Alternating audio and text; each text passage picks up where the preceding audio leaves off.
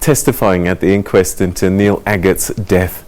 Now, moving to issues in North Africa, Morocco's parliament has passed measures that extend the country's legal authority to include maritime space of Western Sahara, with the country's Minister of Foreign Affairs saying that this update would provide an accurate definition of maritime areas under the sovereignty of the Kingdom of Morocco. Well, this move, though, does add some further tension between the country and Western Sahara, a territory that's been disputed since Spain withdrew from the region in 1975. Morocco rejoined the African Union in 2017 after a 33-year absence. Well, to tell us a little bit more about some of these issues, Morocco today, its hopes for the continent, and what the issue of Western Sahara, what can be done about it, is Morocco's ambassador to South Africa, His Excellency Ambassador Youseff Amrani. Thanks so much for joining us. Welcome to the program. I'm very happy to be here and to exchange with you. Of course, my mission here, my main mission is to build up a strong partnership with South Africa. We are two major countries in Africa, Morocco in the north and South Africa. We share the same values. We are committed to work and to engage together in building up, like yesterday, Mr. Ramaphosa said, a prosperous and audacious Africa that creates wealth, that creates stability. And I think in this context we share the same values, how to work together to building a more secure and more prosperous Africa. All right. About your question about the waters, effectively, yes. Morocco in Sovereign Act has of course, the Parliament of Morocco has adopted laws according to the international law, according to the Monte Bay Convention.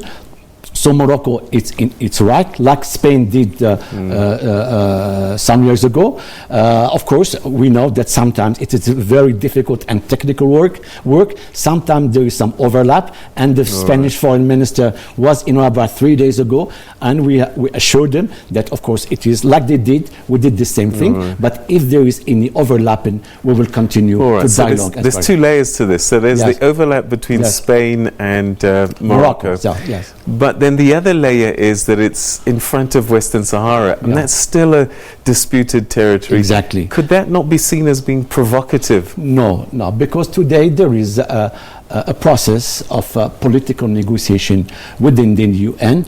There are parameters and are known. Today there is a political settlement within the Security Council, and today there is a momentum that the parties are working towards a political solution which provides for the following parameters. First, the pragmatism, then the realism, and then the political solution that must be agreed and durable.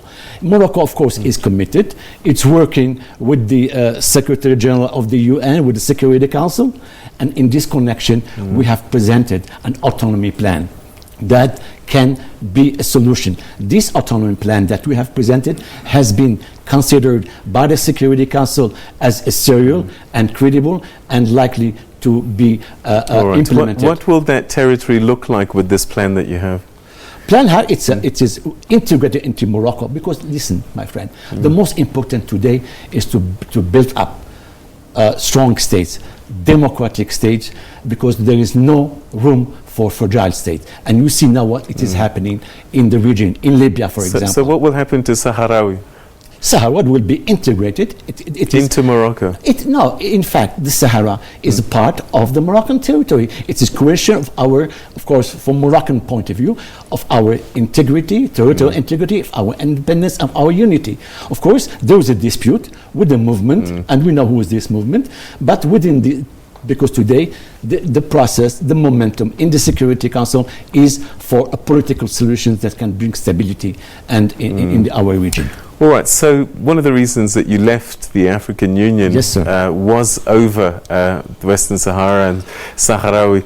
I'm just wondering, 2017, you had a change of heart. What brought you back into the AU? Well, Morocco left the African AU at that time, and I was in that meeting. I was a small secretary for young. So at that time, because the charter was violated, but Morocco never left Africa. Morocco is an African country, not only by geography, by human development, by economic ties, by spiritual ties also. It's important. Islam has been in all the West Africa, it was a link between Morocco and the rest of the African countries. So Morocco never left Africa. Today we have joined because a lot of partners have told us to join the African Union, and we have an added value to bring to build up a strong African Union with stability, with ambition. And today, Morocco and South Africa share the same ambition. And Ramaphosa have said that yesterday, that South Africa is sharing the African Union, that we can work together. But the most important, if I may say so, is today for Africa, how to create jobs, how to promote economic development, because we need to respond to the expectations of our young generation. We need stability, we need peaceful settlement of conflicts, but we need to work, as many countries are doing, to respond, to face the challenges of terrorism, of malnutrition, of economic development. This is the priority for us in the African Union. So 1961, King Hassan was quite forward-thinking when he said he gathered nations to talk about building and decolonizing the continent. Yes. It must be a challenge for you that many years later, that when you were the vote to bring you back into the African Union was being taken, that a number of countries, particularly in Southern Africa, voted not to readmit you. No, at the contrary, the majority, today Morocco is a member of the African Union. The majority of the African Union. But there were some that didn't, and I'm just wondering about rebuilding those relationships. We need to build bridges. Maybe we need to explain more our narrative. Maybe our history, because Morocco also was colonized. You know, how President Mandela, for example, he was in Morocco for a long time. He has been supported, and you see what he said about Morocco, that Morocco was a leader in helping all the African movement liberation in Africa. So Morocco cannot be today called to colonize. Morocco itself was colonized by Spain, by France, and by international zone in Tangier. So Morocco was decolonized also by steps. So today, yes, there is a problem of territorial integrity. We must dialogue, we must speak to each other, we must convince, you must listen to us, because today there is no room for fragile states. You know, states must be strong, must be, and you know, it's not the issue. Secessionism is not an issue, it's not a solution. All right, so speaking about solutions, North Africa is fairly complex, and one of the issues that you have is regional integration, and there doesn't seem to be much of that in that part of the world.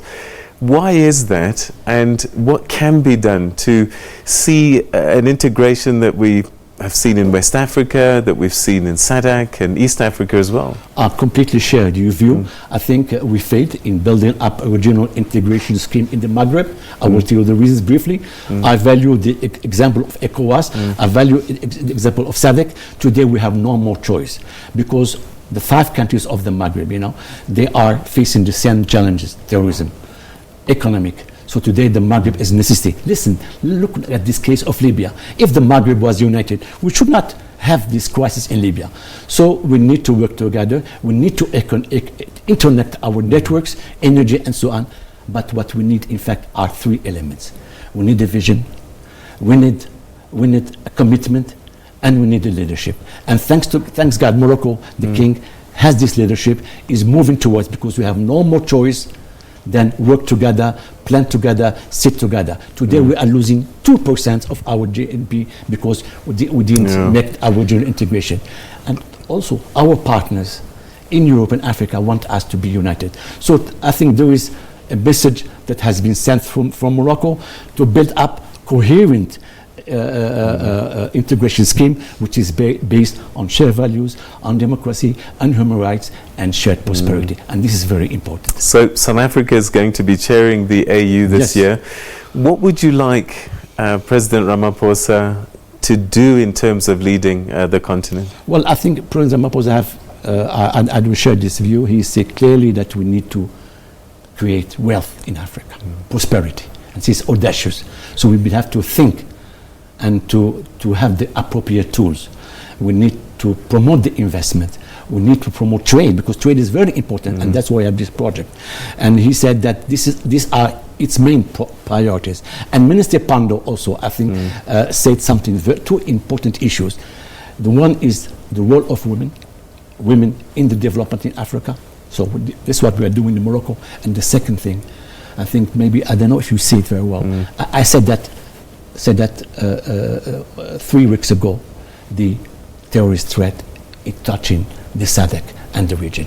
You must be very careful, because we live this in our region. Today, nobody is immune. We have to be very careful and to strive. And in this connection, Morocco can bring a contribution, because at the end of the day, what is important is how to deconstruct the jihadist narrative. We don't have to wait, because people, they waited a long time. Look today what's happening in the Sahel. Nobody, because Boko Haram was going to be a leader in the region as far as promoting hate and extremism. So this is what Morocco can bring as through the training of imams. It's important. When you have a Muslim community, you have to, and thanks God in South Africa, your Muslim community is very integrated, it's working very well, but you never know. One has to be very careful when it comes to the propagation of this. And the Foreign Minister Pando yesterday pointed out, I don't know, it was maybe not well received, not well heard, but she put the point on the real issue, because this is something that can grow. Look at Syria, what happens. Yeah.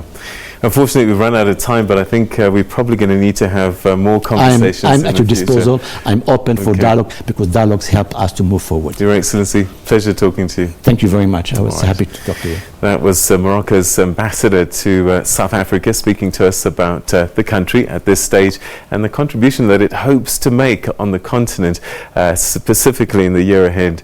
All right.